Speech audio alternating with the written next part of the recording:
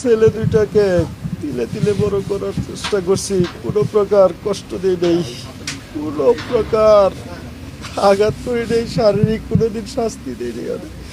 যা শাসন করছি আমি মুখে শাসন করছি, তো আমার ছেলেকে এইভাবে যে মরতে হবে জানি না, উপরওয়ালা জানে কি কষ্ট দিছে। এটাই লিমনের মরদেহ দেখে কেঁদে অজ্ঞান তার বাবা ও মা। দেশে পৌঁছেছে জামিল আহমেদ লিমনের মরদেহ। যুক্তরাষ্ট্রে উচ্চশিক্ষা আর উজ্জ্বল ভবিষ্যতের স্বপ্ন নিয়ে দেশ ছেড়েছিলেন মেধাবী তরুণ জামিল আহমেদ লিমন, কিন্তু সেই স্বপ্ন যে এভাবে রক্তাক্ত কফিনে মোড়ানো হয়ে ফিরে আসবে তা কল্পনা করতে পারেনি তার বৃদ্ধ বাবা মা। আজ রাজধানীর শাহজালাল আন্তর্জাতিক বিমানবন্দরে লিমনের মরদেহ পৌঁছালে সেখানে এক হৃদয় বিদারক দৃশ্যের সৃষ্টি হয়। ছেলের নিথর দেহ নিতে এসে বিমানবন্দরে কান্নায় ভেঙে পড়েন লিমনের বাবা ও মা।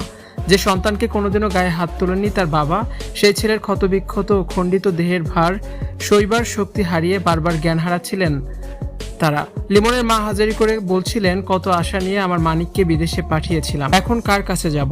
পূর্ব শত্রুতা থেকে লিমন ও নাহিদা বৃষ্টিকে নৃশংসভাবে হত্যা করে তাদেরই রুমমেট হিশাম আবু গারবে।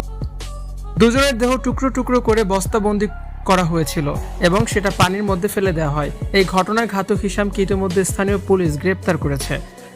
লিমনের মরদেহ বিমানবন্দর থেকে তার নিজ গ্রাম জামালপুর মাদারগঞ্জে নিয়ে যাওয়া হয়। সেখানে বাদ মাগরিব তার দ্বিতীয় জানাজা সম্পূর্ণ হওয়ার কথা রয়েছে। লিমনের আত্মীয়রা এই জঘন্য হত্যাকাণ্ডের সুষ্ঠু বিচার এবং ঘাতকের সর্বোচ্চ শাস্তির দাবি জানিয়েছেন।